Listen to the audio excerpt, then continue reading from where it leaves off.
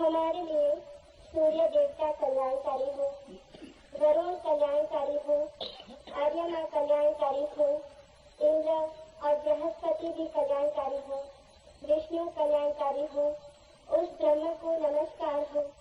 हे वायु, तुम्हारे लिए नमस्कार हो, क्योंकि तुम प्रत्यक्ष ब्रह्म हो। मैं तुम्हें ही प्रत्यक्ष ब्रह्म कहूँगा, सत्य और वित्त के नाम से भी कहूँगा। वे मेरी रक्षा करें, आचार्य की भी रक्षा करें। ओम शांति शांति शांति। This is the invocation of Shantipath. Om let the sun be beneficent for us, let Varuna be beneficent for us, let Arya be beneficent for us, let Indra and Brahaspati be beneficent for us, let Vishnu be beneficent for us. Salutation to that Supreme, the Brahman. O air, salutations unto you, for you are the immediate Brahman, the Supreme. I shall call thee alone, the immediate Brahman. I shall also call thee Advaita and Satya, the law and the reality. Let them protect me, let them protect the Acharya, the teacher. Om Shanti Shanti Shanti।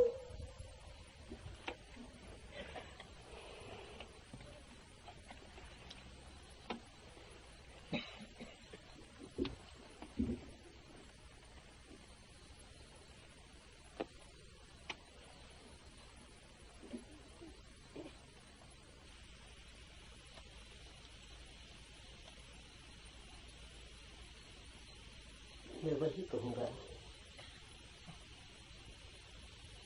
जो मैं जानता हूँ, वही कहूँगा जो आप भी जान सकते हैं। लेकिन जानने से मेरा अर्थ है जीना। जाना बिना जिए भी जा सकता है, तब ज्ञान होता है एक बोझ। उससे कोई डूब तो सकता है, उबरता नहीं। जानना जीवंत भी हो सकता है।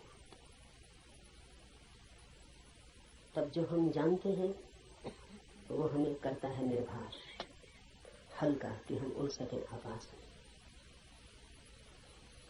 में। जीवन ही जब जानना बन जाता है तभी पंख लगते हैं, तभी जंजीरें टूटती हैं और तभी द्वार खुलते हैं अनंत के।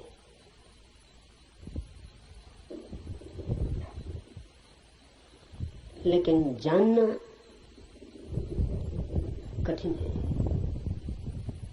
ज्ञान इकट्ठा कर लेना बहुत आसान है और इसलिए मन आसान को चुन लेता है और कठिन से बचता है। लेकिन जो कठिन से बचता है वो धर्म से भी वंचित रह जाएगा। कठिन ही नहीं, जो असंभव से भी बचना चाहता है वो कभी भी धर्म के पास नहीं पहुंच पाएगा। धर्म तो है ही उनके लिए जो असंभव में उतरने की तैयारी रखते हैं। धर्म है जुआरियों के लिए, दुकानदारों के लिए नहीं।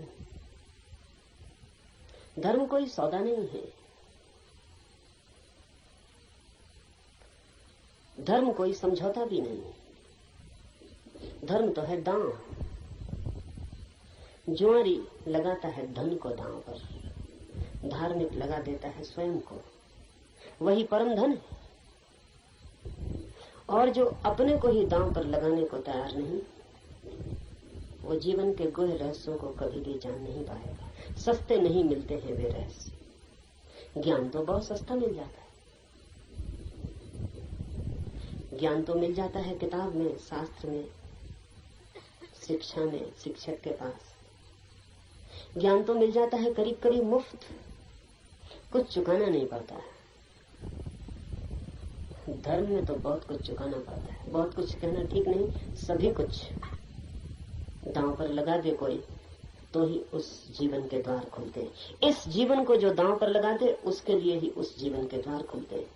इस जीवन को दांव पर लगा देना ही उस जीवन के द्वार की कुंजी है।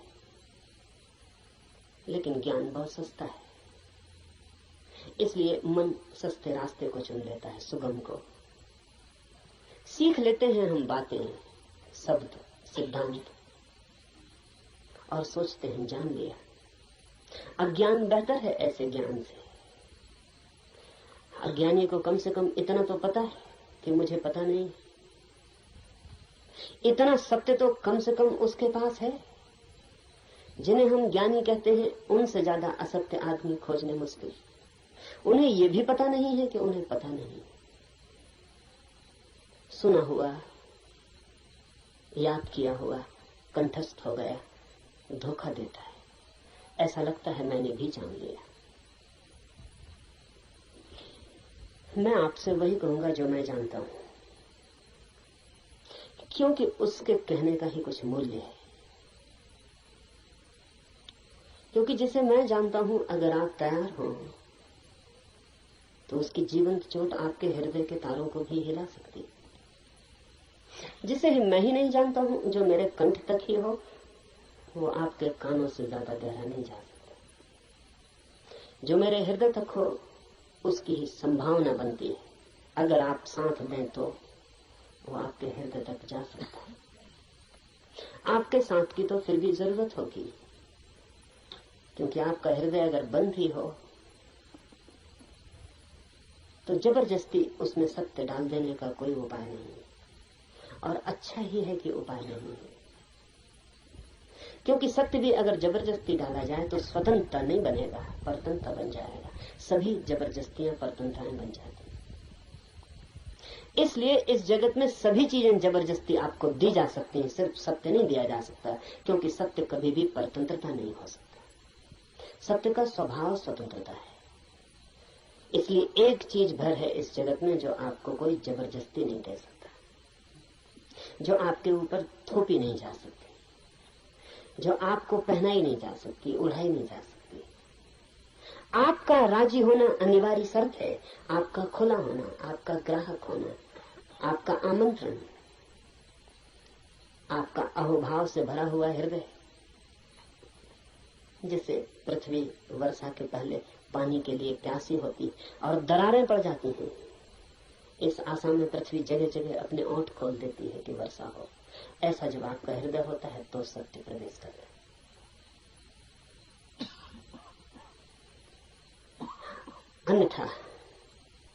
अन्यथा सत्य आपके द्वार से भी आकर लौट जाता है।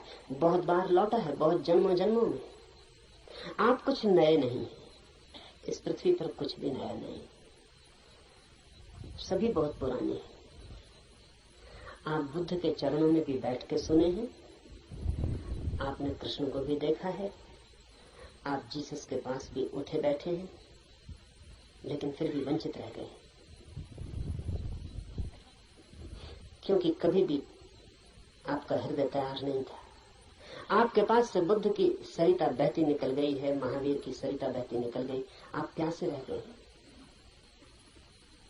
आनंद रो रहा था जिस दिन बुद्ध के प्राण छूटने को थे और छाती पीट रहा था, और बुद्ध ने उससे कहा कि तू रोता क्यों है? जरूरत से ज्यादा मैं तेरे पास था 40 वर्ष, और अगर 40 वर्ष में भी नहीं हो पाई वो घटना, तो अब रोने से क्या होगा? मेरे मिटने से इतना परेशान क्यों हो रहा है? तो आनंद ने कहा है, इसलिए परेशान हो रहा हूं कि आप मौजूद थे और मैं न मिट पाया। अगर मैं मिट जाता तो आपको मेरे भीतर प्रवेश मिल जाता। 40 साल नदी मेरे पास बहती थी और मैं प्यासा रह गया, और अब मैं रोता हूं क्योंकि जरूरी नहीं है कि ये नदी कब किस जन्म में दोबारा मुझे मिलेगी।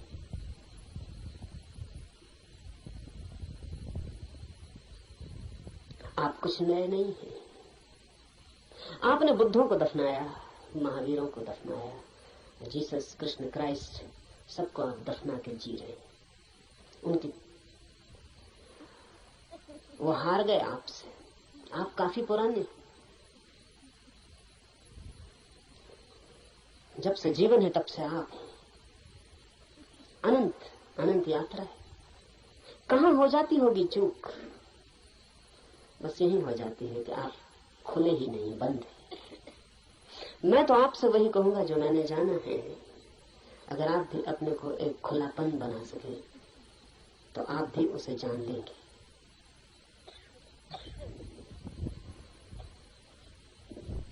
और ऐसा नहीं है कि कोई कठिनाई है, बहुत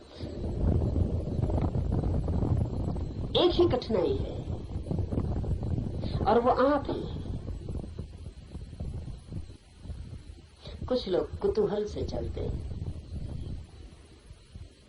जैसे राह चलते बच्चे पूछ लेते हैं इस वृक्ष का नाम क्या है, और अगर आप उत्तर न दें तो तत्क्षण भूल जाते हैं कि उन्होंने पूछा भी था।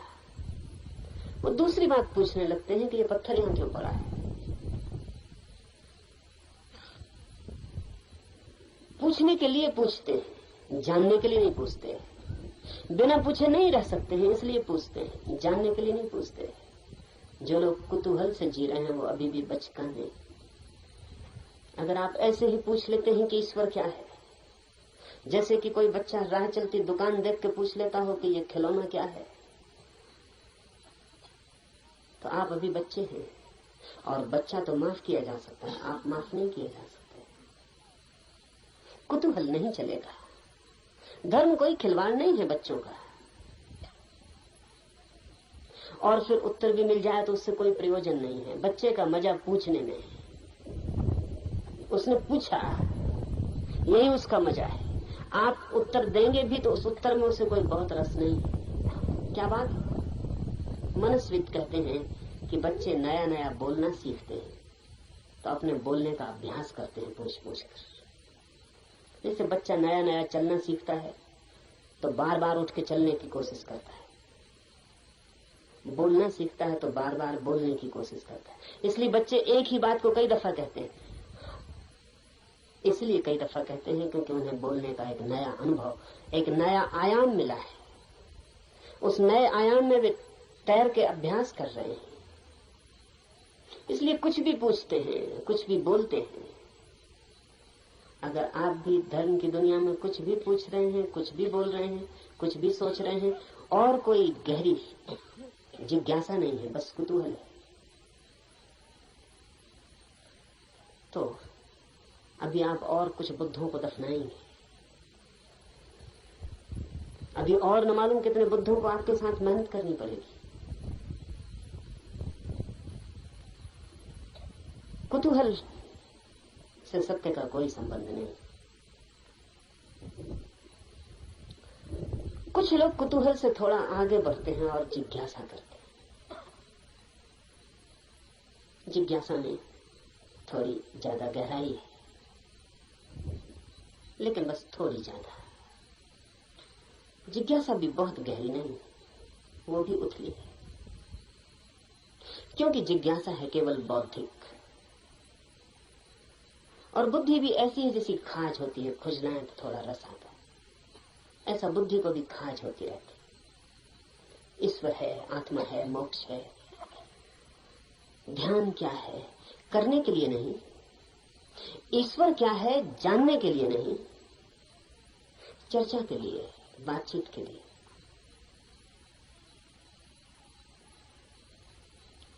एक बौद्धिक मजा है, एक बौद्धिक व्यायाम है। तो लोग ऊंची बातें करते हैं, लेकिन उन बातों पर कभी भी कोई दांव नहीं लगाते। ईश्वर है या नहीं, इससे कोई प्रयोजन नहीं है। और ईश्वर हो तो, ईश्वर न हो तो वे जैसे हैं वैसे ही बने रहते हैं। ये बड़े मजे की बात है। एक आदमी मानता है कि ईश्वर है और एक आदमी मानता है कि ईश्वर नहीं, और दोनों की जिंदगी बराबर एक सी।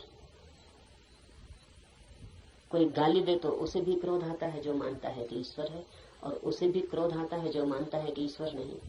बल्कि कई दफे तो ये देखा जाता है कि जो मानता है ईश्वर है उसे ज्यादा क्रोध आता है, क्योंकि जो मानता है कि ईश्वर नहीं है वो ज्यादा से ज्यादा क्या कर सकता है, आपका गाली दे सकता है, मार सकता है, हत्या कर सकता है। लेकिन जो मानता है ईश्वर है वो आपको नरक तक में सड़ा सकता है। उसके पास ज्यादा उपाय क्रोधित होने के। अगर ईश्वर के मानने और न मानने से कोई भी अंतर जीवन में न पड़ता हो तो उसका अर्थ है कि ये ईश्वर से कोई संबंध नहीं है, बौद्धिक बातचीत है।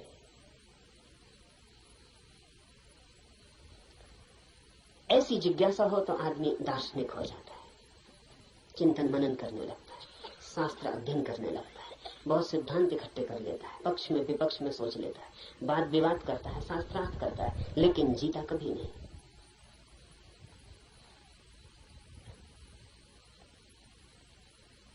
अगर आप भी सिर्फ जिज्ञासा से भरे हैं तो यात्रा नहीं होगी। जिज्ञासा से भरे हुए लोग वे हैं जो मील के पत्थर के पास बैठ जाते हैं और पूछते हैं मंजिल क्या है, कितनी दूर है, और सदा यही पूछते हैं, लेकिन कभी उठ के चलते नहीं। जानते तो आप भी कितना है, क्या कमी है जानने में? करीब करीब सभी कुछ जानते हैं। जो बुद्ध ने जाना हो, महावीर ने, कृष्ण ने जाना हो, वो सभी आप भी तो जानते हैं।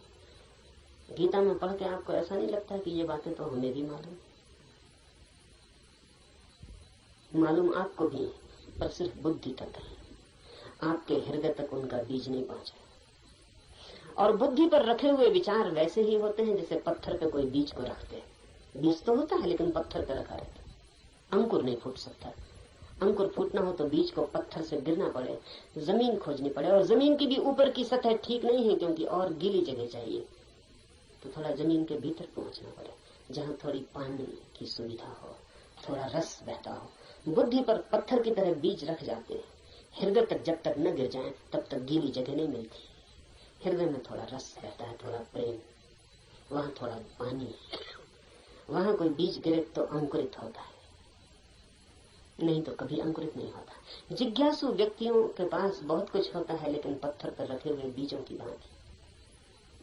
जमीन भी ज्यादा दूर नहीं होती लेकिन थोड़ी यात्रा भी मुश्किल है, चलना बिल्कुल नहीं है तो पत्थर पर ही बीज रखा रह जाता है। इतनी यात्रा तो करनी ही पड़ेगी कि बीज पत्थर से नीचे गिरे, जमीन पर आए, जमीन में जगह खोजे, थोड़ी गीली भूमि को पाए, थोड़ा छिप जाए अंधेरे में। ध्यान रहे, जगत में जो भी जन्म पाता है वो गहन, मौन, एकांत, अंधेरे को चाहता है। बुद्धि में तो जितनी चीजें रखी हैं वो सब खुले प्रकाश में रखी हैं, वहां अंकुर नहीं होते। हृदय है, आपके भीतर गीली जमीन है छिपी हुई, वहां कुछ पैदा होता है।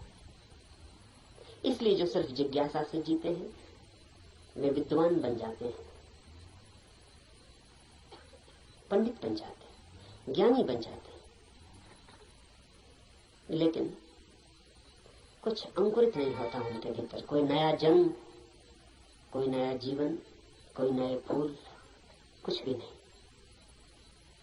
एक और जिससे संबंध है हमारा, एक और भी दिशा है खोज की, उसे हम कहते हैं मुमुक्षा। जानने की फिक्र नहीं है, जीने की फिक्र है।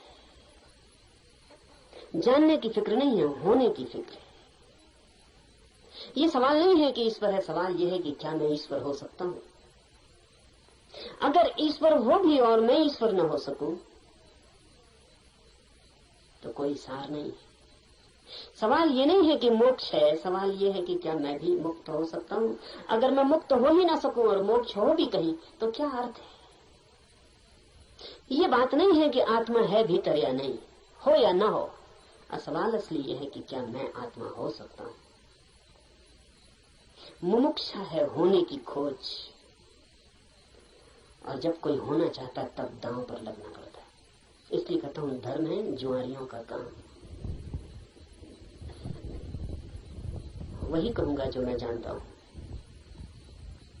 जो जिया है। अगर आप तैयार हुए दांव पर लगाने को तो जो मेरा अनुभव है वो आपका अनुभव भी बन सकता है। अनुभव किसी के नहीं होते, जो भी लेने को तैयार हो उसी के हो जाते हैं। सत्य पर किसी का कोई अधिकार नहीं। जो भी मिटने को राजी है वही उसका मालिक हो जाता है।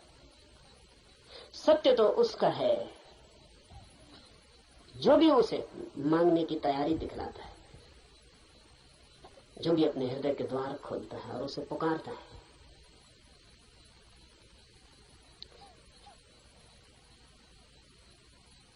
इस उपनिषद को इसीलिए चुना है।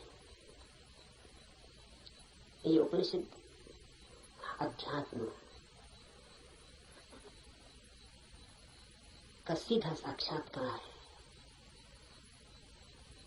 सिद्धांत इसमें नहीं है, इसमें सिद्धों का अनुभव है। इसमें उस सब की कोई बातचीत नहीं है जो कुतूहल से पैदा होती है, जिज्ञासा से पैदा होती नहीं। इसमें तो उनकी तरफ इशारे हैं जो मुमुक्षा से भरे हैं और उनके इशारे हैं जिन्होंने पा लिया है। कुछ ऐसे लोग भी हैं कि जिन्होंने नहीं पाया, लेकिन फिर भी मार्गदर्शन देने का मजा नहीं छोड़ पाते। मार्गदर्शन में बड़ा मजा है। सारी दुनिया में अगर सबसे ज्यादा कोई चीज दी जाती है तो वो मार्गदर्शन है, और सबसे कम अगर कोई चीज ली जाती है तो वो भी मार्गदर्शन है। सभी देते हैं, लेता कोई भी नहीं। जब भी आपको मौका मिल जाए किसी को सलाह देने का तो आप चूकते नहीं। जरूरी नहीं है कि आप सलाह देने योग्य हो, जरूरी नहीं कि आपको कुछ भी पता हो जो आप कह रहे हैं, लेकिन जब कोई दूसरे को सलाह देनी हो तो शिक्षक होने का मजा छोड़ना बहुत मुश्किल हो जाता है। शिक्षक होने में मजा क्या है? आप तत्काल ऊपर हो जाते हैं मुफ्त में और दूसरा नीचे हो जाता है। अगर कोई आपसे दान मांगने आए तो 2 पैसे देने में कितना कष्ट होता है, क्योंकि कुछ देना पड़ता है जो आपके पास है। लेकिन सलाह देने में जरा भी कष्ट नहीं होता, क्योंकि जो आपके पास है ही नहीं उसको देने में कष्ट क्या है? आपका कुछ खो ही नहीं रहा है, बल्कि आपको कुछ मिल रहा है, मजा मिल रहा है, अहंकार मिल रहा है। आप भी सलाह देने की हालत में हैं आज, और दूसरा लेने की हालत में। आप ऊपर हैं, दूसरा नीचे है। इसलिए कहता हूं कि इस उपनिषद में कोई सलाह, कोई मार्गदर्शन देने का मजा नहीं है, बड़ी पीड़ा है। क्योंकि उपनिषद का ऋषि जो दे रहा है वो जान के दे रहा है, वो बांट रहा है कुछ बहुत हार्दिक, बहुत आंतरिक।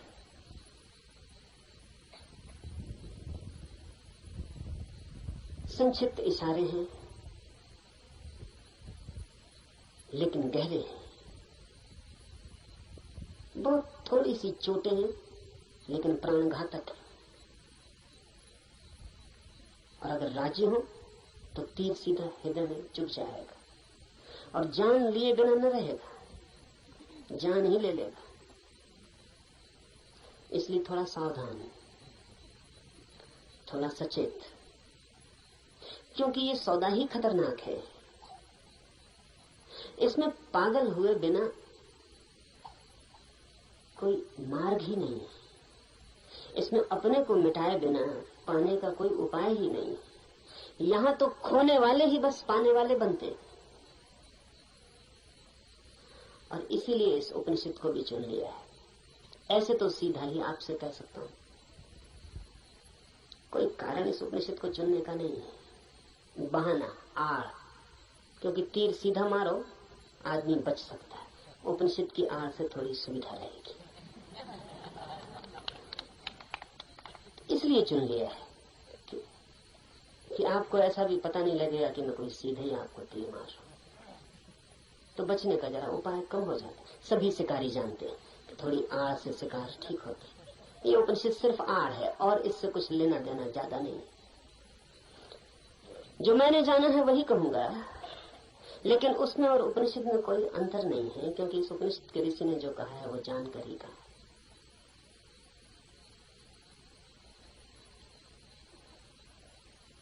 यह उपनिषद अध्यात्म की सूक्ष्मतम रहस्यों का उद्घाटन है। लेकिन अगर मैं उपनिषद पर ही बात करता रहूं तो डर है कि बात ही रह जाए।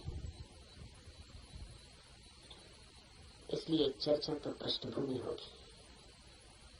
इस चर्चा के साथ साथ प्रयोग जो कहा है, जो इस ऋषि ने देखा है या जो मैं कहता हूं मैंने देखा है, उस तरफ आपके चेहरे को मोड़ने की कोशिश, उस तरफ आपकी भी आंखें उठाने, उस तरफ आपकी भी आंखें उठाने का प्रयास, वही मुख्य होगा। उपनिषद की बात तो सिर्फ हवा पैदा करने के लिए होगी कि आपके चारों तरफ वे तरंग पैदा हो जाएं, कि आप भूल जाएं 20वीं सदी को, पहुंच जाएं उस लोक में जहां ये ऋषि रहा होगा। मिट जाए ये जगत जो चारों तरफ बहुत बेरौनक, बहुत कुरूप हो गया है, और याद आ जाए उन दिनों की जब ये ऋषि जिंदा रहा होगा। एक हवा, एक वातावरण, बस उसके लिए उपनिषद। पर उतना काफी नहीं है, जरूरी है, काफी नहीं है।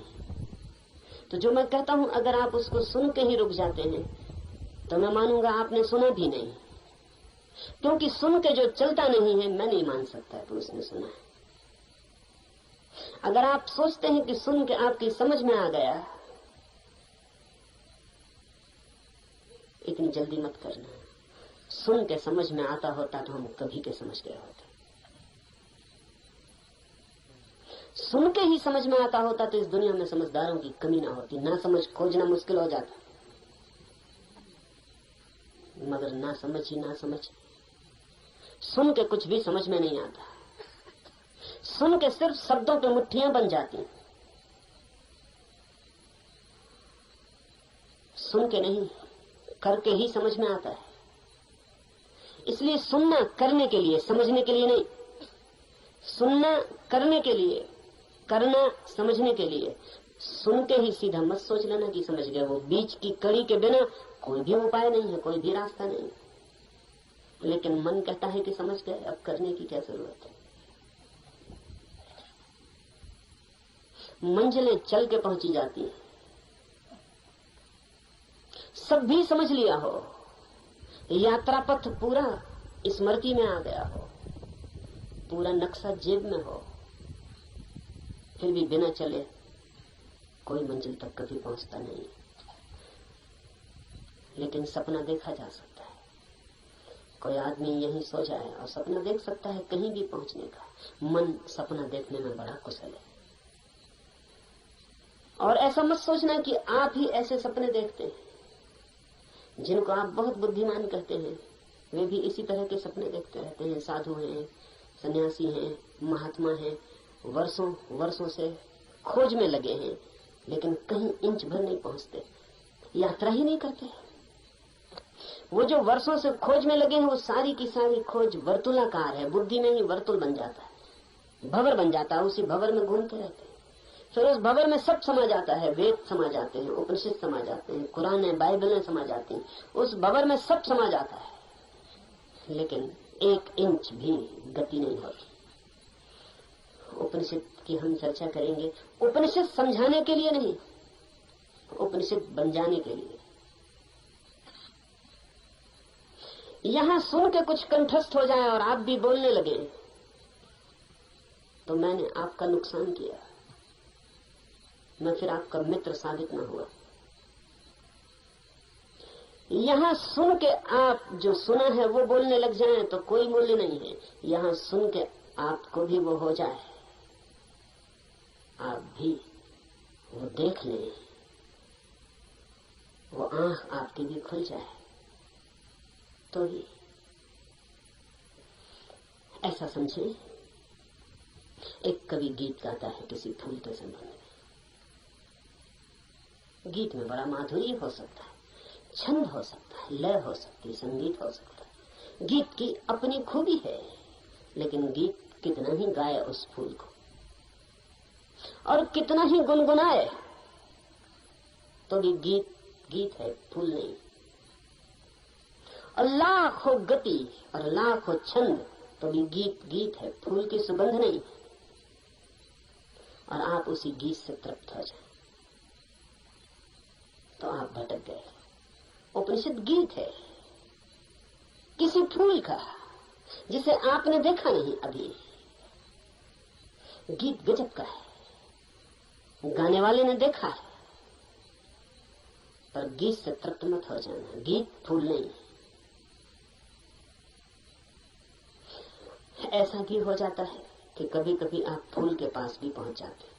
कभी कभी फूल की एक झलक भी मिल जाती है, अचानक, आकस्मिक, क्योंकि फूल कोई विजाती ही नहीं है, आपका स्वभाव है, आपके बिल्कुल निकट है, किनारे किनारे है। कभी कभी छू जाता है बिना आपके, बावजूद आपके।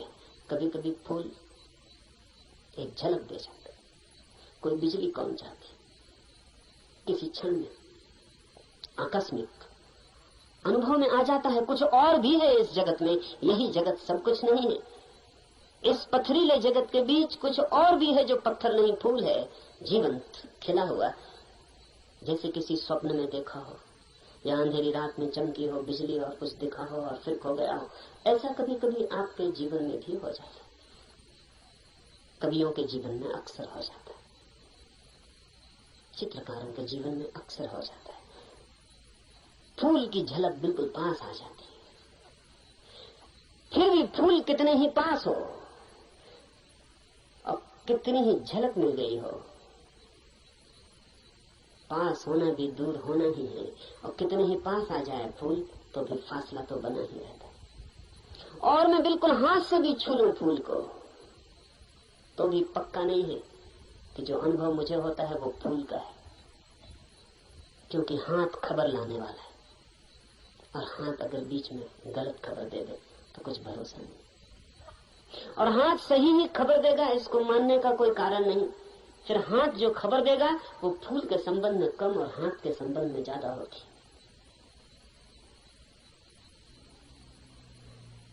फूल ठंडा मालूम पड़ता है, जरूरी नहीं कि फूल ठंडा हो सकता है हाथ गर्म हो, इसलिए फूल ठंडा मालूम पड़ता है।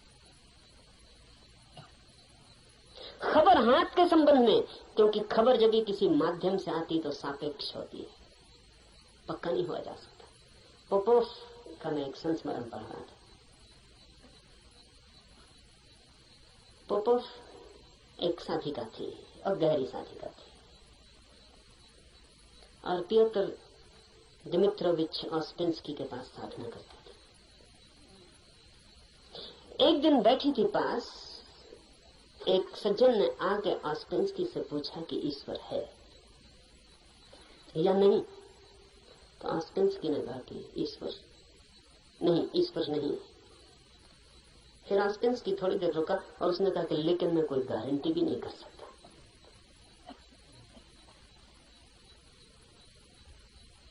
क्योंकि जो भी मैं जानता हूं वो सब माध्यम से जाना गया है। कभी आंख से देखा है लेकिन आंख का भरोसा क्या, कभी कान से सुना है लेकिन कान गलत सुन सकता है, कभी हाथ से छुआ है लेकिन हाथ का क्या कहना। अभी तक सीधा नहीं देखा है, अभी तक आमने सामने नहीं हुआ हूं, इसलिए कोई गारंटी भी नहीं। अभी तक जो भी जाना है उसमें मुझे ईश्वर का कोई अनुभव नहीं हुआ, लेकिन जरूरी नहीं कि ईश्वर ना हो। इससे सिर्फ मेरी खबर मिलती है कि मेरे अनुभव क्या है, इसलिए मैं कोई गारंटी नहीं कर सकता कि नहीं ही है। इसलिए मुझ पे भरोसा करके मत रुक जाए, खोजना। जब भी माध्यम से कुछ घटता है तो भरोसे का नहीं। अगर फूल के बिल्कुल पास भी पहुंच जाए तो भी आंख देखती है, हाथ छूते हैं, सुगंध नाक में आती है, ये भी दूरी का अनुभव है। तो कभी कभी कोई कवि उस परम फूल के इतने पास पहुंच जाता है तो उसकी गीत में उतर आती है गूंज उसकी, लेकिन फिर भी बुद्ध नहीं है वो, महावीर नहीं है वो। महावीर कौन है, बुद्ध कौन है? बुद्ध है वो चैतन्य जो फूल ही हो गया। इतनी भी दूरी न रही कि फूल को देखा हो, फूल ही हो गया। फूल होकर ही पूरी तरह जाना जा सकता है क्या है। उपनिषद के ऋषि की बात है, गीत है किसी फूल के संबंध में, उसे गुनगुनाना, मिठास है बड़ी उसमें, स्वाद है उसमें बहुत, लेकिन वो फूल नहीं है, गीत ही है। अगर प्रयास करेंगे तो कभी कभी झलक भी मिलेगी। मेरे पास लोग आते हैं, वो कहते हैं ध्यान में बड़ी झलक मिली, लेकिन फिर खो गई। आनंद प्रकाश हो गया था, फिर खो गया। आनंद ही आनंद हो गया था, लेकिन अब कहाँ है? अब खोजते हैं और नहीं मिलता।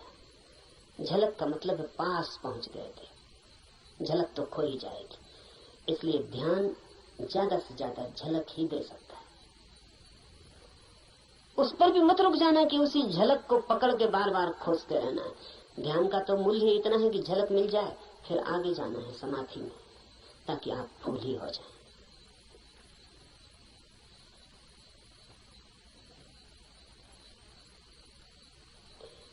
ध्यान में है झलक, समाधि में है हो जाना। झलकों पे मत रुकना है, झलकें बड़ी प्रीति कर, सारा जगत बासा मालूम पड़ने लगता है। एक झलक ध्यान में मिल जाए उस जीवंत की, फूल की, उस खिलावट की जो भीतर है, तो सारा जगत फीका और व्यर्थ हो जाता है। लेकिन फिर कुछ लोग झलकों को पकड़ लेते हैं और उन्हीं को दोहराने लगते हैं और सोचते हैं सब हो गया। नहीं, जब तक आप ही ना हो जाएं, ईश्वर ही जब तक आप ना हो जाएं, तब तक भरोसा मत करना कि ईश्वर है। हो सकते हैं, क्योंकि है ही। खोलना है जरा, उघाड़ना है जरा। छिपे हैं, मौजूद हैं अभी और यहीं, थोड़े से वस्त्र हैं और बड़े झीने वस्त्र हैं कि चाहें तो अभी उतार कर फेंक दें और नग्न हो जाएं और ईश्वर हो जाएं। लेकिन बड़ी पकड़ है, झीने तो हैं लेकिन पकड़ गहरी। क्यों है ये पकड़ इतनी? ये पकड़ है क्योंकि हम सोचते हैं ये वस्त्र ही हमारा होना है, यही हम है, इसके अलावा हमें कुछ और किसी अस्तित्व का पता नहीं। इस उपनिषद में इशारे होंगे उस अस्तित्व के जो वस्त्रों के पार है, और इस उपनिषद के साथ साथ हम करेंगे ध्यान ताकि मिले झलक, और आशा बांधेंगे समाधि की ताकि हम भी हो जाएं वही जिसे हुए बिना न कोई संतोष है, न कोई शांति है, न कोई सत्य है। उपनिषद शुरू होता है प्रार्थना से। प्रार्थना है समस्त जगत से। सूर्य कल्याणकारी हो, वरुण, अर्यमा, इंद्र और बृहस्पति, विष्णु कल्याणकारी हो, उस ब्रह्म को नमस्कार हो। हे वायु, तुम्हारे लिए नमस्कार, क्योंकि तुम प्रत्यक्ष ब्रह्म हो। मैं तुम्हें ही प्रत्यक्ष ब्रह्म कहूंगा। सत्य और रित वे सब मेरी रक्षा करें, आचार्य की भी। इस प्रार्थना से शुरू होता है। धर्म की यात्रा प्रार्थना से शुरू होगी ही। प्रार्थना का अर्थ है आस्था, आशा। प्रार्थना का अर्थ है इस सारे जगत के साथ हमारे जुड़े हुए होने का भाव। प्रार्थना का अर्थ है मुझ अकेले से क्या होगा, मुझ अकेले से होता तो हो गया होता। मुझ अकेले से तो क्षुद्र भी नहीं सध पाया। चाहा था धन मिल जाए वो भी नहीं मिला, चाहा था पद मिल जाए वो भी नहीं मिला। कैसी कैसी चाहें की थी, बड़ी छोटी थी, वे भी पूरी ना हुई। मुझ अकेले से तो संसार भी ना सधा। तो सत्य की ये महायात्रा मुझ अकेले से हो सकेगी? अकेले अकेले तो मैं संसार में भी हार गया हूं। सभी हारे हुए हैं संसार में। जो जीते हुए दिखाई पड़ते हैं वे भी बस वे दूसरों को जीते हुए दिखाई पड़ते हैं, खुद तो बिल्कुल हारे हुए हैं। आप भी अपने को हारे हुए दिखाई पड़ते होंगे, औरों को तो आप भी जीते हुए दिखाई पड़ते हैं। आपसे भी पीछे लोग हैं जो आपको समझते हैं पा लिया आपने, जीत गए संसार में। लेकिन भीतर से अगर हम आदमी को देखें तो एक एक आदमी हारा हुआ है। संसार पराजय की लंबी कथा है, वहां जीत होती ही नहीं, वहां जीत हो ही नहीं सकती, वो संसार का स्वभाव नहीं। वहां हार ही नियति है, किसी की नहीं, किसी व्यक्ति की नहीं, संसार में होने की नियति ही हार है। वहां हार नहीं होगा, वहां कोई कभी जीतता नहीं। वहां हम नहीं जीत पाए जहां क्षुद्र था, स्वप्न था, शंकर कहते हैं माया है, वो माया में भी हार गए। सपना था, भ्रम था, वहां भी तो जीत ना पाए। जब भ्रम में भी हार गए, सपने में भी न जीते, तो यथार्थ में, सत्य में अकेले से क्या होगा। प्रार्थना का अर्थ है संसार में पराजित हुए व्यक्ति का यह अनुभव कि जन्मों जन्मों तक चेष्टा करके मैं हार गया, क्षुद्र में तो विराट में मेरी सामर्थ्य। इसलिए प्रार्थना, इसलिए सारे जगत को पुकारा है ऋषि ने कि मुझे साथ देना।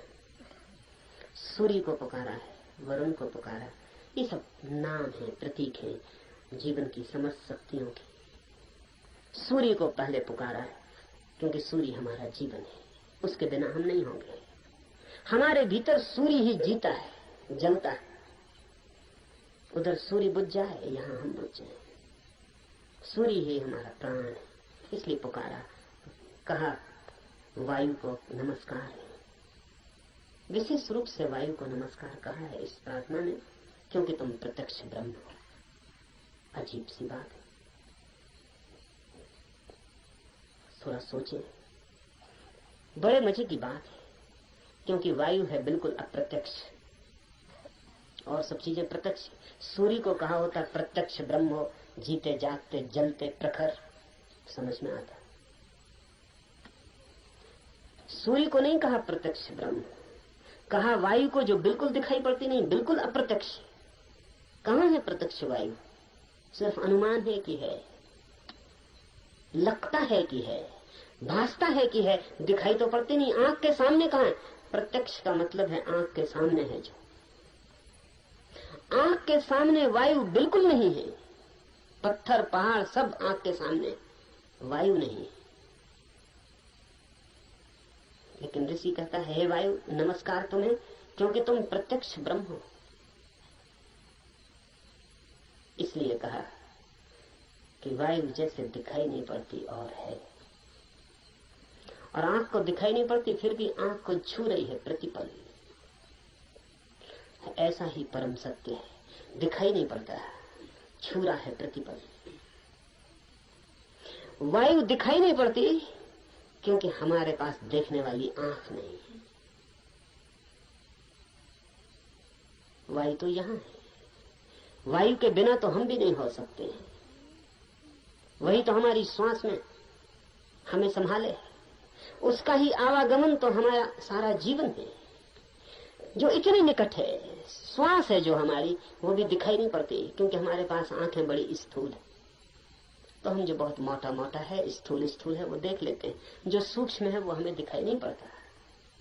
वायु सूक्ष्मतम है, हमारे सामने मौजूद है, भीतर मौजूद है, बाहर मौजूद है, रोए रोए में मौजूद है और दिखाई नहीं पड़ती। इसलिए कहा कि तुम प्रत्यक्ष ब्रह्म हो, तुम ठीक ब्रह्म जैसी हो, वो भी यहाँ मौजूद है और दिखाई नहीं पड़ता।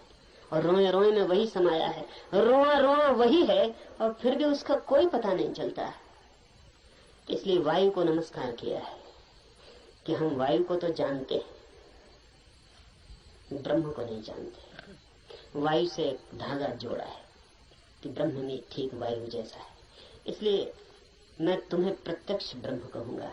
ऋषि कहता है वायु को सत्य और ऋत के नाम से भी कहूंगा, क्योंकि तुम ठीक उस जैसी हो जो है और जिसका हमें पता नहीं, जो हम स्वयं हैं और जिसका हमें पता नहीं, जो अभी और यहाँ सदा से मौजूद है और हमें उसका पता नहीं।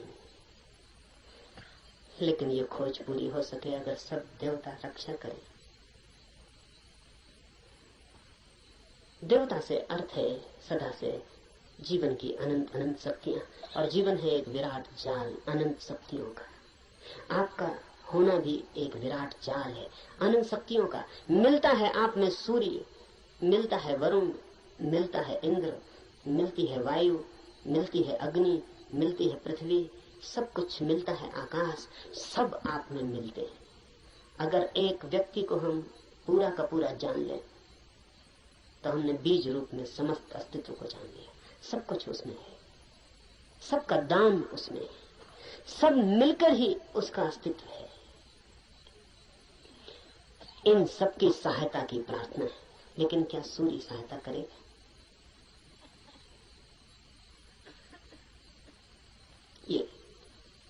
ये सवाल उठता ही है।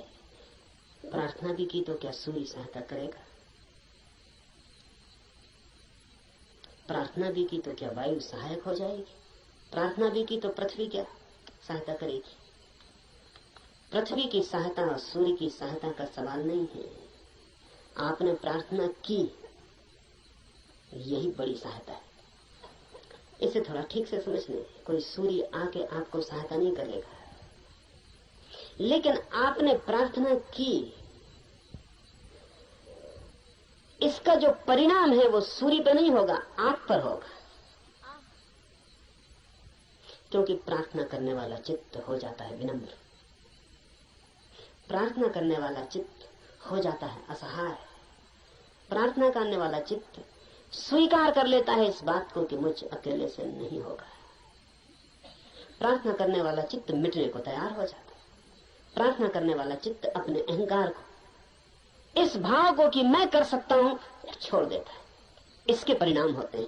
प्रार्थना का सारा परिणाम आप पर होता है। प्रार्थना से सूर्य नहीं बदलता, आप बदलते हैं। प्रार्थना से जगत नहीं बदलता, आप बदलते हैं। लेकिन आपके बदलते ही दूसरे जगत में आपका प्रवेश हो जाता है। प्रार्थना आमतौर से जब आप करते हैं तो यही सोचते हैं कि कोई कुछ करेगा, इसलिए प्रार्थना कर। न, प्रार्थना है एक उपाय, एक डिवाइस। हाथ तो आप जोड़ते हैं किसी और के सामने, लेकिन जो परिणाम होता है वो होता है भीतर, जिसने हाथ जोड़े हैं उस पर। इसलिए बड़ी कठिनाई होती है अगर आप वैज्ञानिक के सामने कहें कि हे सूर्य सहायता कर, तो कहेगा मूर्खता की बात है। क्या सूर्य तुम्हारी सहायता करेगा? कब किसकी सहायता की? कि हे इंद्र वर्षा कर, पागल हो गए हो?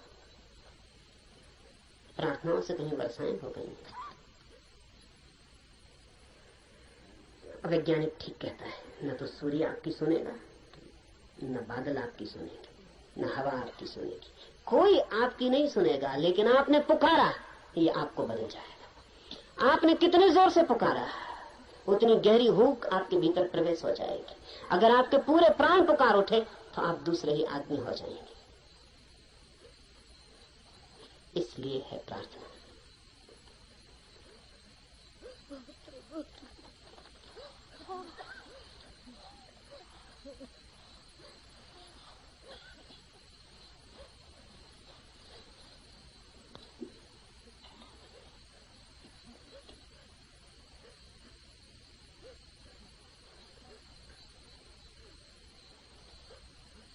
Jean-Paul Sartre has named his autobiography Words.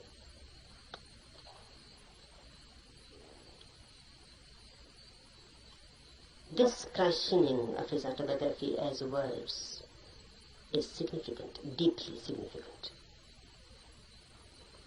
Really,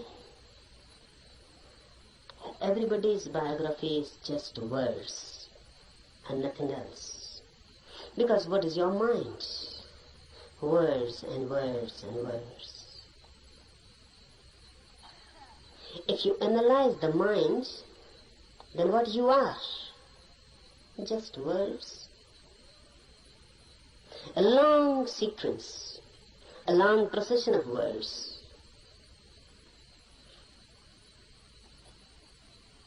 This is everybody's autobiography. But if you are nothing but words, then you are not. Then you are yet unborn. Then you are yet to exist authentically. Because words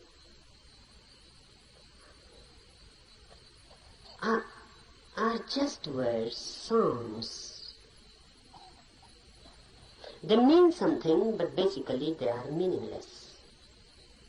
The meaning is given to them.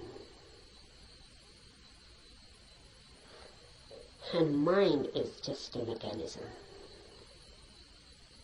a natural computer. It goes on feeding on words, then creating more words out of them. Then you go on associating those words. You go on creating principles, philosophies, systems. And ultimately where you are. Truth is not a byproduct of a long process of words. Truth is not a word at all. Truth is out of words. Truth is beyond words, or below words. Truth is experience, not words. Old Lao Tse has said, the truth cannot be said. Because when you say something, language has to be used. Words have to be used. And truth is not a word. So when you say it, you miss it. The moment you say it, you have missed it. It cannot be said. It can only be experienced. It can only be lived. Unless you live it, you cannot know it. But we know.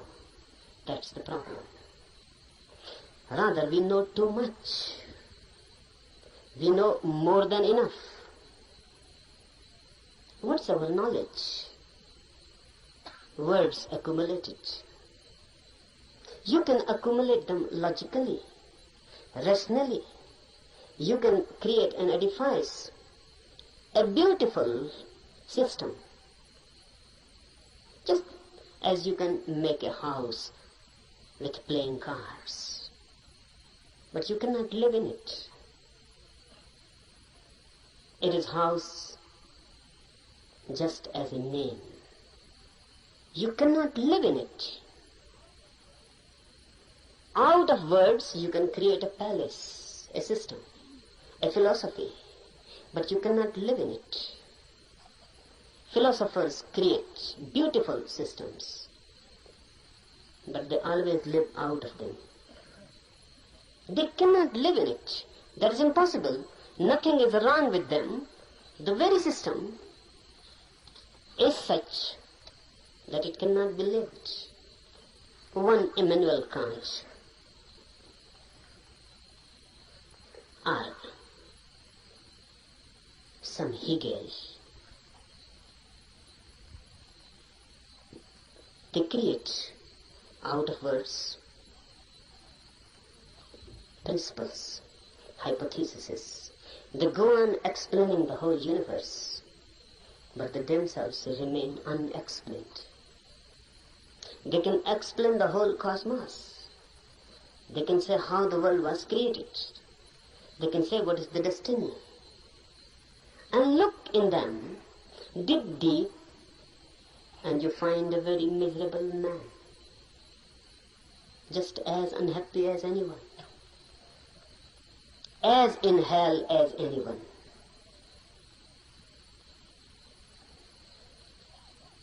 Don't believe in words. They are the greatest deception created by humanity. And word has become our world. We live in it, we eat it, we ride on it. The word beats in our hearts and the word circulates in our blood. We are just a collection, a big collection of words. Mind is very miser about words. It goes on accumulating. But remember, word is never the reality. I can use the word love. But love, the word, is not love, the experience. I can go on repeating love, love, love, and I can create a sort of auto-hypnosis, and I can believe that I know love because I know the word. To know the word is easy. To know love is difficult. Not only difficult, but impossible. Impossible not because the experience is impossible. Impossible because you are incurable. Because love can come only to you when you are not. And that is the path of everything that is great, deep. Love, truth, God. They come only when you are not. Your non-being becomes the passage. Someone was asking Mozart. Mozart was one of the greatest musicians of the world. Rare, unique. Someone asked him, which music you like most? And Mozart is reported to have replied, no music, sir. No music I like most.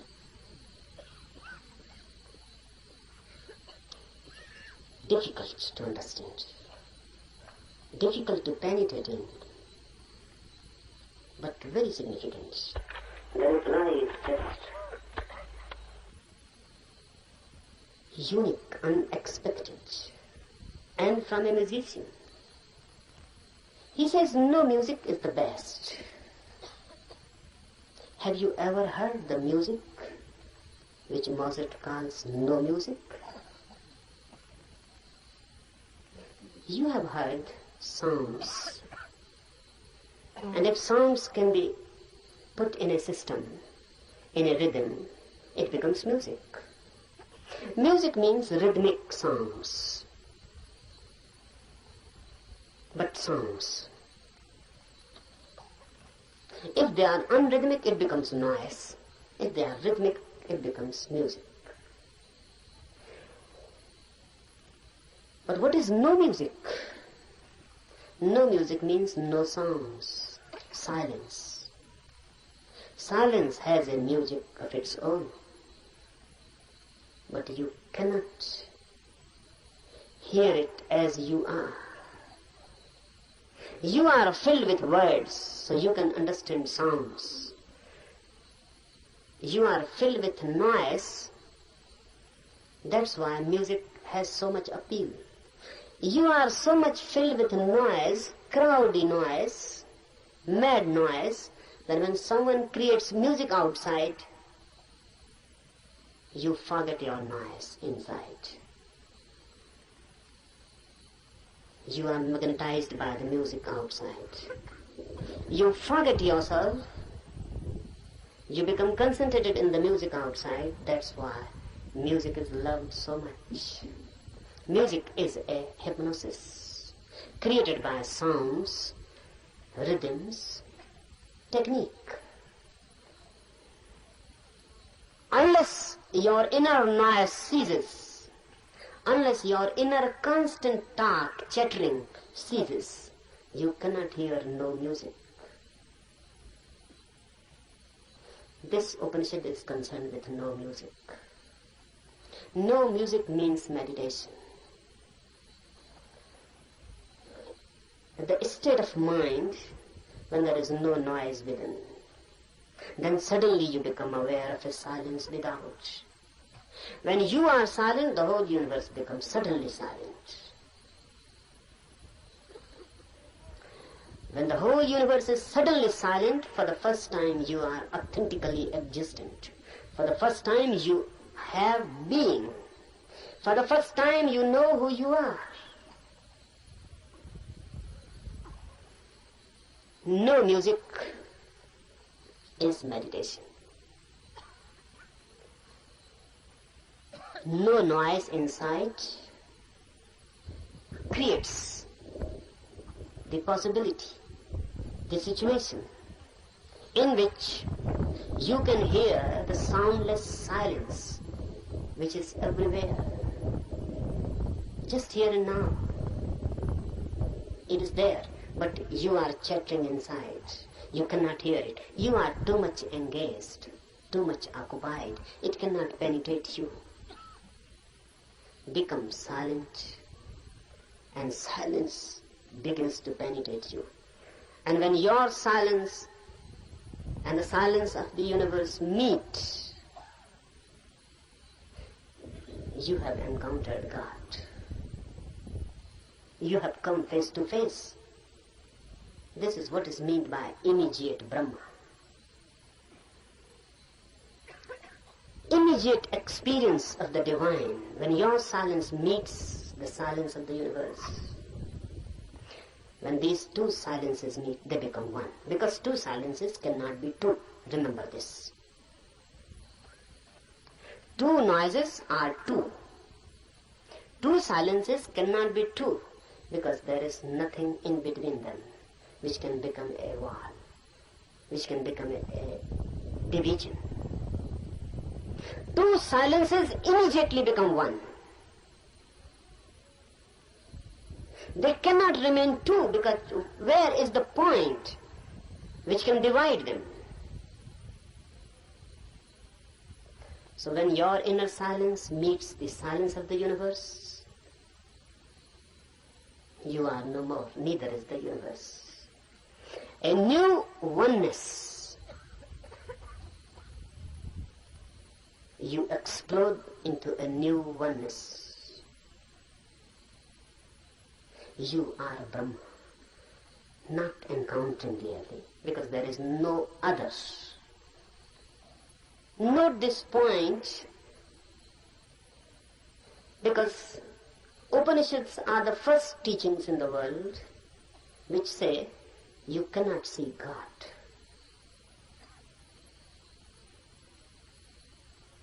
All the religions go on talking about seeing God. Upanishads are the first teachings, the oldest, which say you cannot see God, because in seeing two are needed, you and the God. God cannot be made an object of knowledge. God is your subjectivity. So you cannot put God before you. There is no way of meeting God. You can only dissolve in Him, or He can dissolve in you. Oneness is God.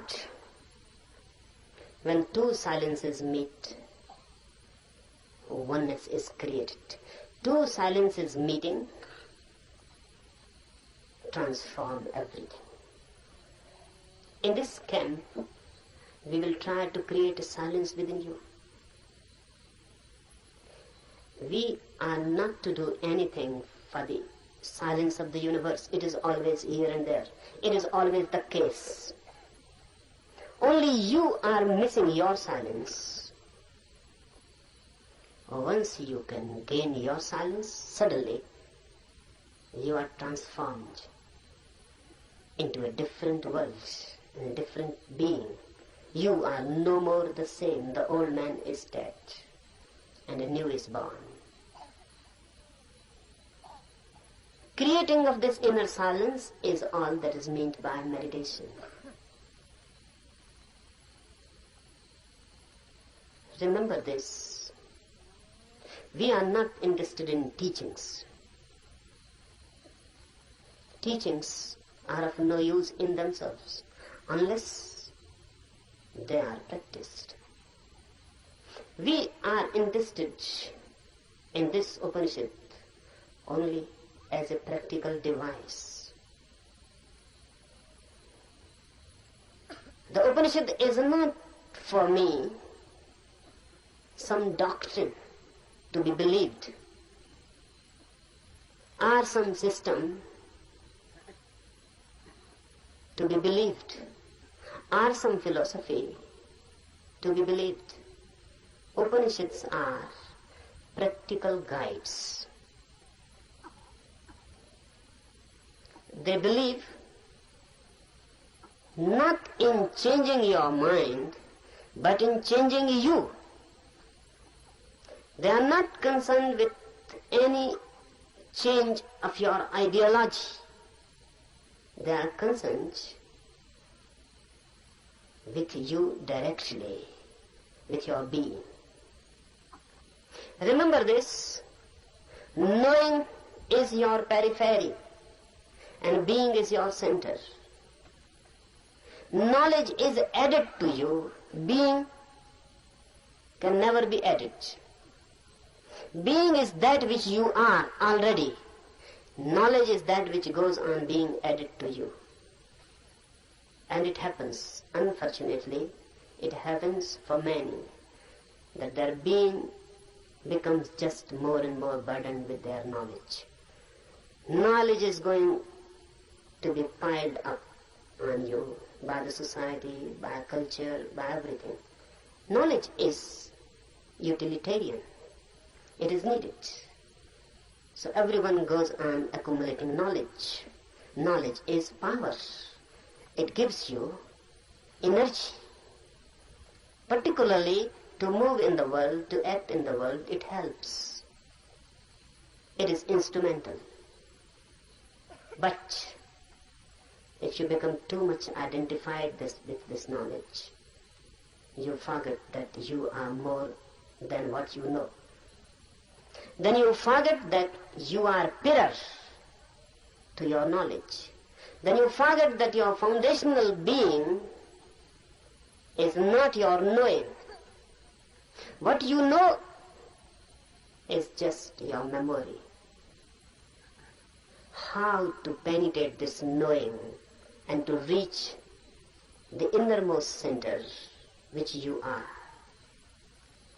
Silence, no music, non-chattering, no inner talk.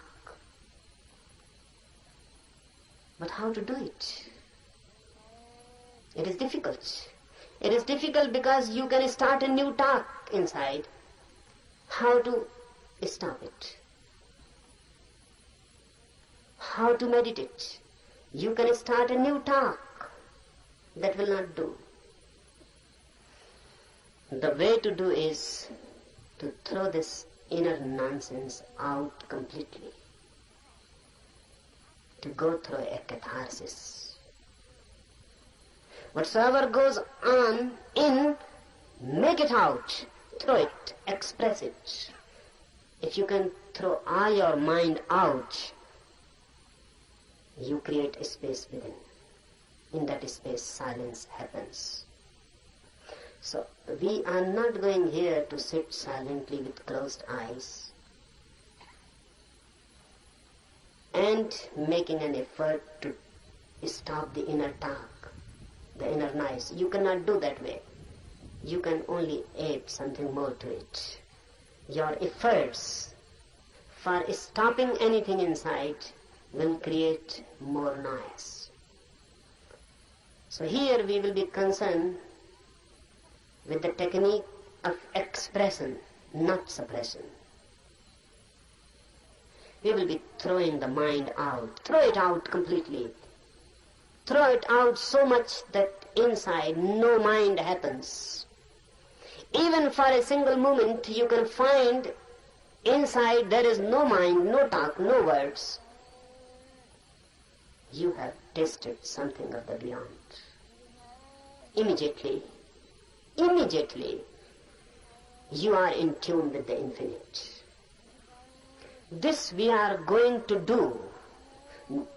This is not a camp for teaching anything. I'm not going to teach you something. I'm going to help you to grow into something, to be something different. Cooperate with me, because unless you cooperate, nothing can be done. This cooperation is not only needed from you, you must ask, you must request, you must invite and pray, so that all the forces of the world, all the forces of the universe cooperate with you. That's why this Upanishad, Adhyatma Upanishad, starts with a prayer. This prayer is beautiful.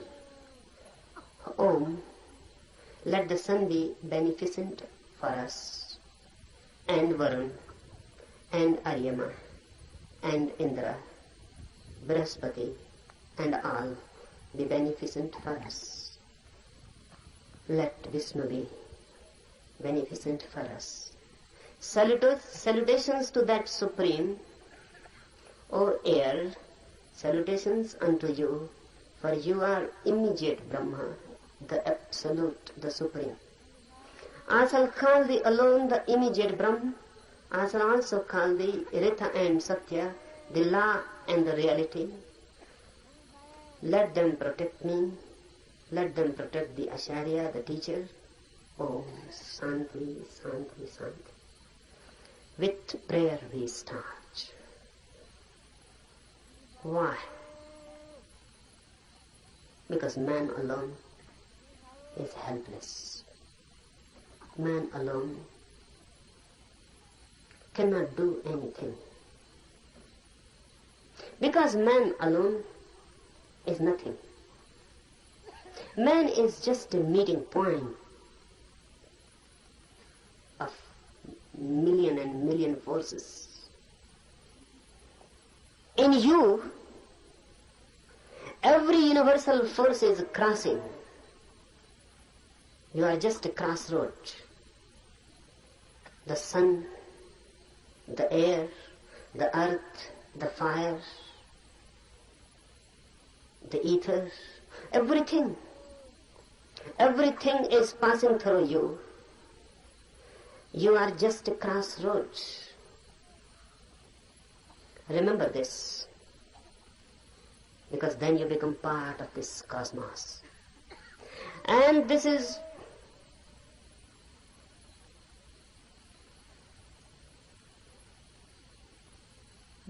very significant to remember, because the modern mind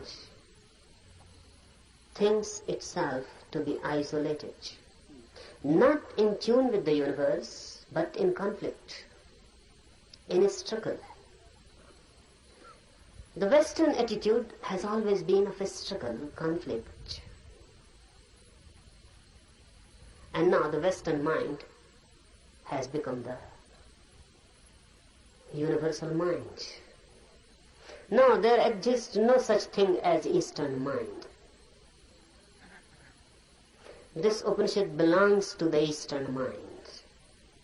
It existed once. It is totally different. Western attitude is of fighting with the universe, of conquering. How to conquer nature? How to conquer natural forces? This makes man alienated. Man becomes a stranger in this universe. A conqueror is bound to be violent. A conqueror is bound to be in conflict. And ultimately a conqueror is bound to find himself isolated, alone. Eastern mind is totally different. The very approach is not a fight, but of deep resonance. Universe and I are not two. I am part of it, just a wave in the great ocean. I belong to it, and it belongs to me. There is a belonging. I am not a stranger in this world. I am not forced on this world. I am not an enemy, and the world is not inimical towards me. I am part of it. and not a mechanical part, but an organic part. Just like my eyes are my organic part, my hands are my organic part. I touch through my hands, I see through my eyes. My seeing has become my eyes, and my touching has become my hand. The universe has become man in you. The universe has become a particular individual in you. You are not different from it. You are just a wave. And the universe is flowering through you. This is Eastern way of looking at the world. Man in tune. That's why prayer. Prayer is a bridge. It makes you feel again at home. Even the sun is not so far away. The Upanishad says, let sun be beneficent to us. Let everything be beneficent to us. Let everything be a blessing to us and a help. Why? Because truth is not yours or mine. Truth means the center of this universe. And if you are in conflict with the universal forces, you can never reach it. Only in a deep friendship, deep intimacy, the universe opens its doors for you. So prayer is just creating a forgotten intimacy. Look at it in this way. A child is born.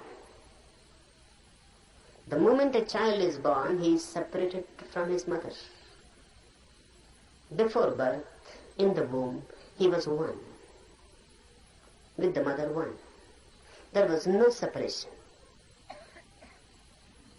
The child and the mother were one.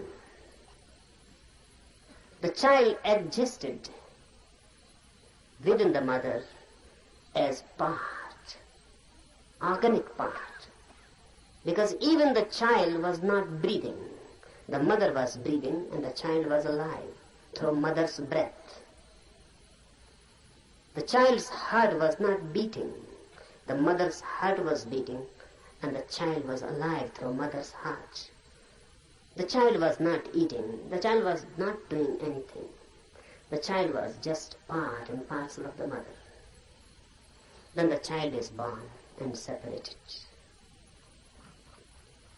Then the child grows as individual. Away and away the child goes from the mother. The same happens with human consciousness. Before consciousness is born,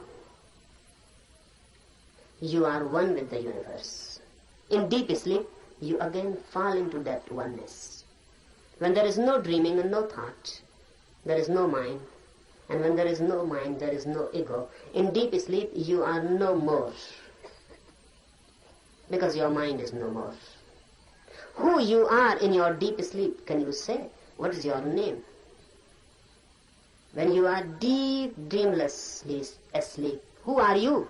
What is your name? There is no name. Because if there is name, you are not deep asleep. The name is just a surface thing. Who are you, a Hindu or a Mohammedan? A Christian, Catholic or Protestant? Who are you? Educated, uneducated, poor or rich, a beggar or a king? Who are you? Man, woman, young or old?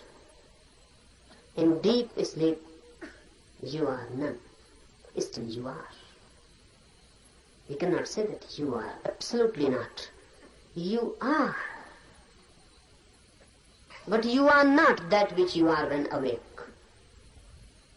While dreaming, while awake, you are a mind. While deep asleep, you are a no mind. The mind is lost, dissolved, but the being is. Deep prayer gives you this feeling of no mind, of deep oneness, as if the whole universe has become a womb. You have become just a child in the womb of your mother. The whole universe has become motherly. No conflict, just prayer. Just a feeling and a trust. Prayer is a trust. The child in the womb of his mother cannot distrust, or can. How can he distrust? He trusts his mother totally. He is no mind, so how can he doubt? How can he distrust? Whatsoever the mother is good, is beneficial.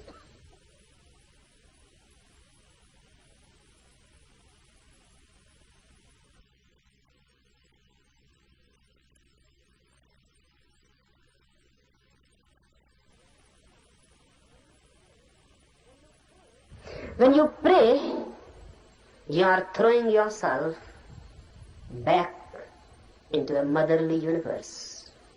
You are back into the womb of the world, of existence itself. And you trust.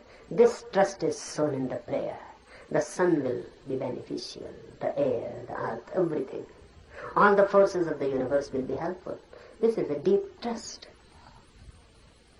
How it works? What is the mechanism of it? Is it that all these forces are going to help you? No. No one is going to help you. But the moment you create this trusting, this prayer attitude, this prayerful attitude, once you create this bridge, all the barriers are withdrawn. Those barriers were created by you. Now they are withdrawn. You are not in fight. You are ready to surrender. You are not going to conquer. You are ready to surrender. You are ready to withdraw your ego. They are not going to help you positively, but now negatively. All the problems, all the barriers, all the hindrances that were bound to be created by your ego will not be created anymore. Now you will not be your enemy. Understand this deeply. These forces, once taken as deeply related with you, intimate, friendly, homely, and the whole universe taken as a home, a motherly womb, then your fighting attitude dissolves. Then your conflicting mind dissolves. Then your violence, then your ego, the effort to be constantly this or that, the very beginning dissolves. And if you have no ego and a prayerful mind, suddenly, with full awakening, you fall into deep sleep. This is the mystery. Suddenly, with full awareness, you fall into deep sleep. That's why Upanishad has constantly declared that samadhi, the ultimate ecstasy which is achieved by meditation, is just like deep sleep with one difference. And that difference is awareness. In deep sleep, you are unaware, unconscious. In samadhi, in ecstasy, you are conscious, aware. But the phenomena is the same. In deep sleep, you become part of the cosmos. In samadhi, ecstasy, you become part of the cosmos. In sleep, you are unconscious. What is happening? In samadhi, you are fully conscious. And once you can become consciously a part of this universe, you have achieved the goal. So from tomorrow morning, we will try to re-enter the womb of the universe by dissolving ourselves, by throwing away the main disease of human mind, the ego, by surrendering, by being receptive. We are not going to conquer the truth. Rather, on the contrary, we are going to allow the truth to conquer us.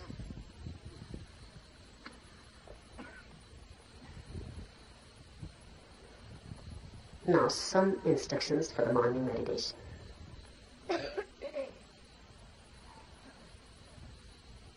First, don't be serious at all.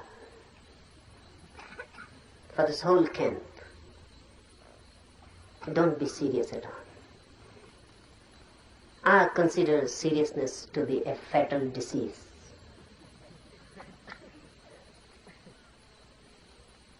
So please don't try to be long faces. Why I particularly say this?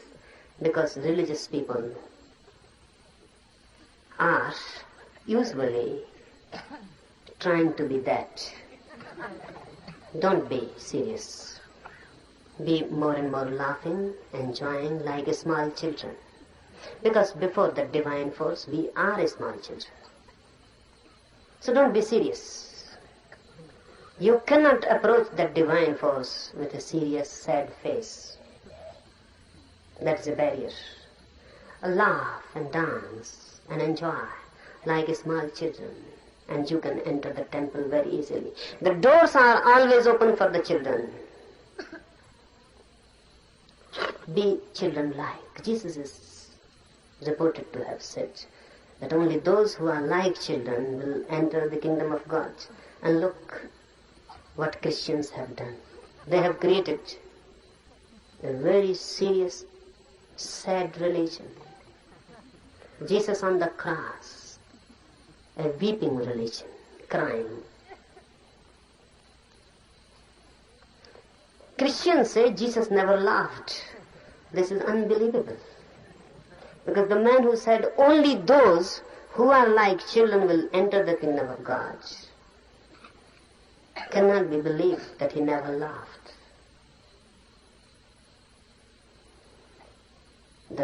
The quite vice versa can be believed, that he continuously laughed, never stopped laughing, even in his sleep, but this cannot be believed that he never laughed. Be like children, forget your ages, your experience, your knowledge, throw them all, wholesale. Don't try by and by. Throw them because unnecessary time is wasted. Just throw them, forget them. You may be someone, everyone is someone. If not in other's eyes, in his eyes, everyone is someone. You must be someone. Here be nobody. Forget. Leave outside the campus ground your identities. You may be a doctor, you may be a professor. Leave all these diseases outside. You may be a rich man, you may be a politician. There are thousands and thousands types of diseases. Please leave them outside. Here come like small children. Then something is possible. Otherwise, nothing.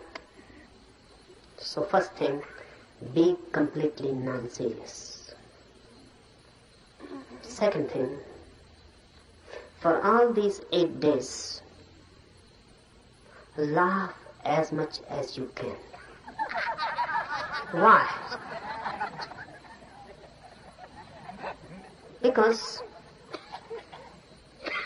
you don't know the mechanism of the mind. Suppressed energies can be thrown out in many ways. Laughter is the easiest. Any energy, try it. Someone has abused you, you feel anger coming in, immediately laugh. And the same energy which was going to be anger will become laughter. You are sad, something has happened, The moment you remember you are sad, immediately laugh. Don't wait someone to help you. Laugh. And suddenly you will feel the change, the same energy which was going to take a shape, sad shape, is transformed into laughter. It has been released. So laughter I give you as a technique of release. And don't try to be miser about it. And don't try to find out any reasons for it. No reasons are needed.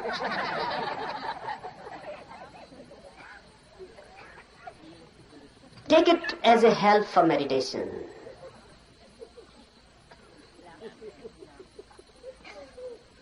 The whole thing takes a different dimension. Thirdly, for all these days to come, remember one thing constantly, that you are to create a situation in you in which the divine can be invited. So don't do anything. Don't behave in such a way that the situation is disturbed. What do I mean? Be more graceful. Be more loving. Be more compassionate. So that you can create a situation in which the divine can become a guest, be a host. Just think of it. The divine coming to you as a guest. What you will do? How you will behave? How you will clean your house? How you will celebrate? How you will create a space in your house? Constantly for all these 8 days, remember this, that you are going to be a host to the divine. So behave. Always thinking of that. Remember, your laughter can become many things. It can be violent. It can be angry. It can be insulting to someone. Then you are not behaving like a host. Your laughter must become a grace. It must not be insulting to anybody. It must not be insulting, disturbing. It must not create something which can become a barrier. So do whatsoever you like, but constantly remember that in these 8 days, any moment the divine can enter in you.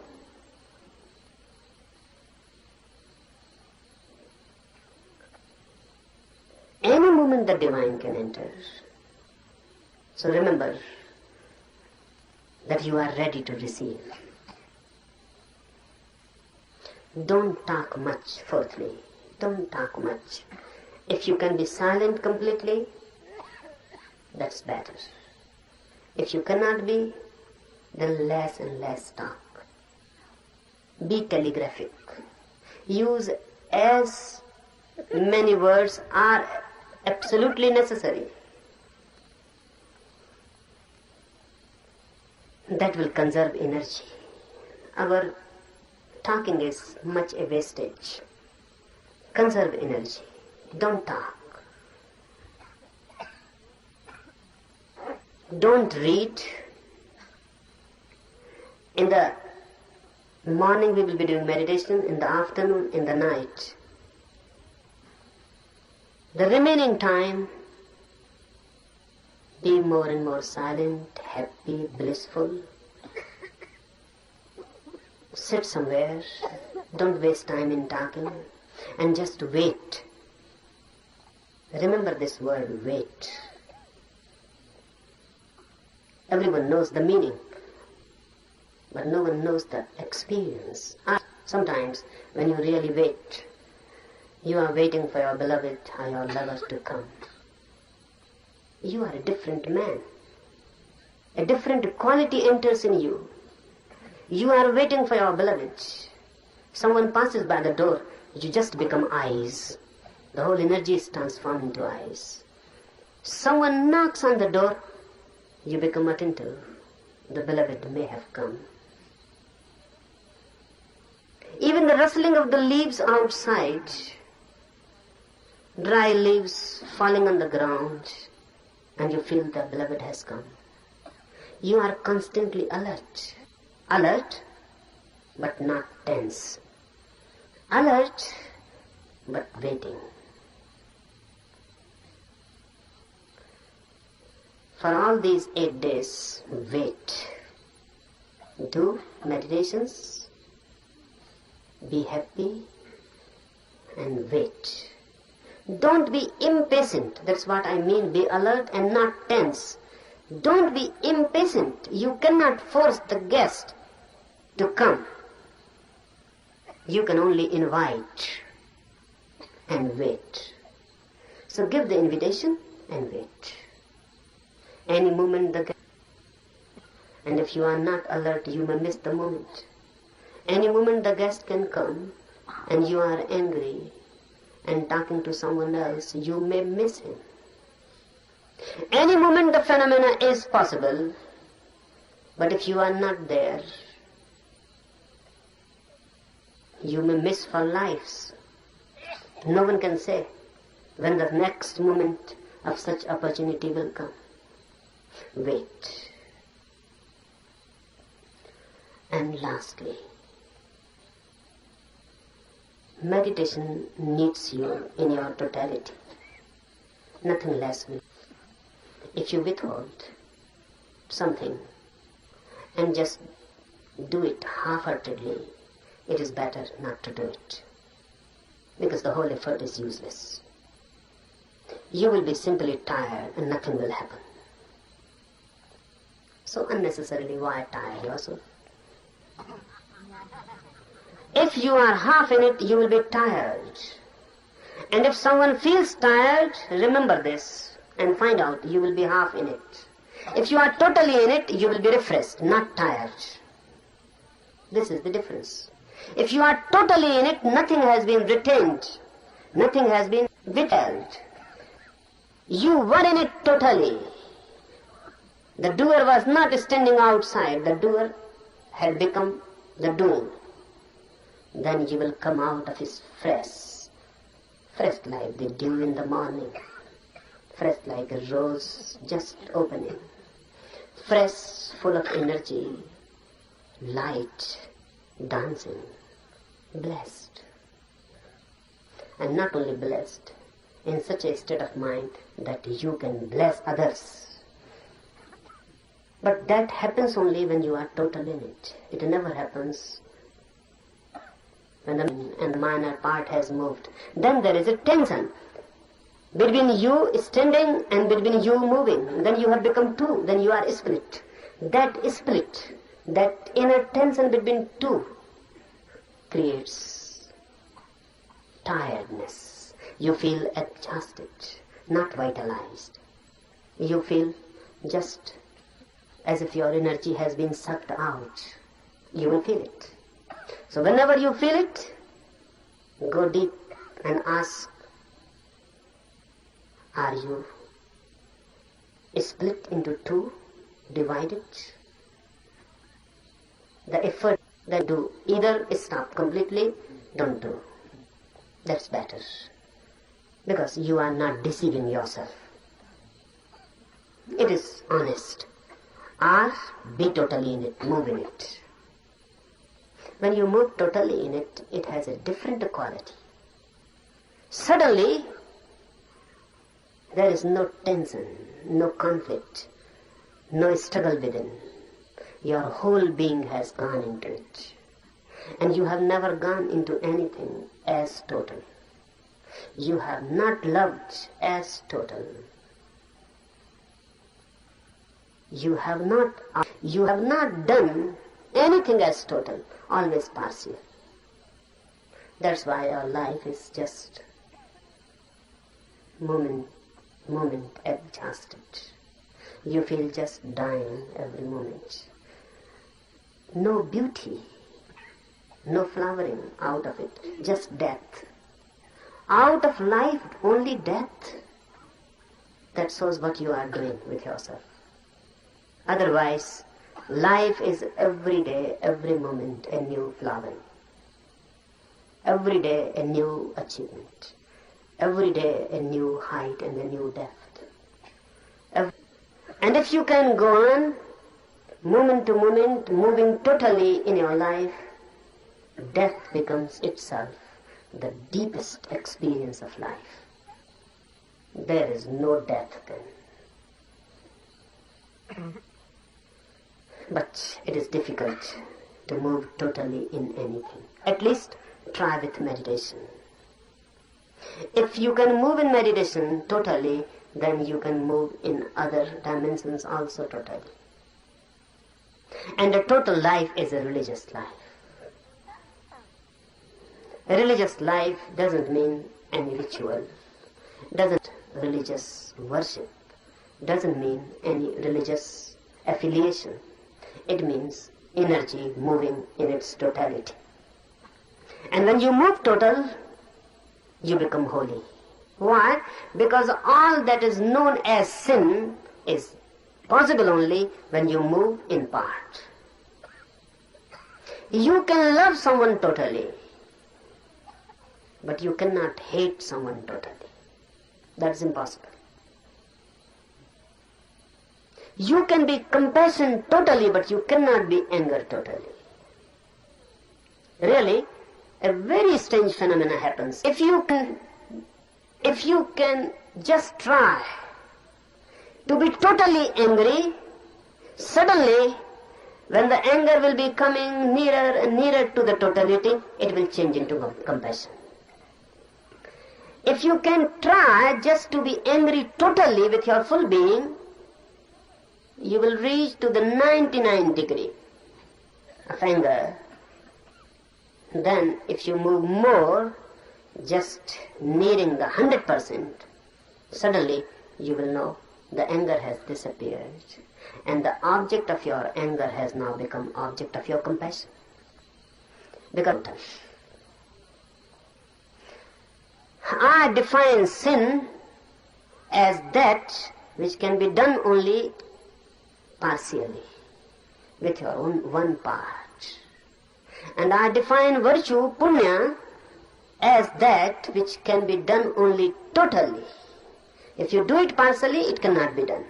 This sin cannot be done with your total being, and the virtue cannot be done with your partial involvement. You have to move into with your whole being. And when the whole being moves into something, you become holy. Religious man. Wait, try for these 8 days. This thing, the happening, is possible for everyone. It is also for you. No one is excluded. Everyone is called and invited. Be courageous and take a jump. We start with a prayer. We start with a surrender. All the universal forces, let them be beneficent to us. Let their blessings be with us. आज के लिए इतना, enough for today.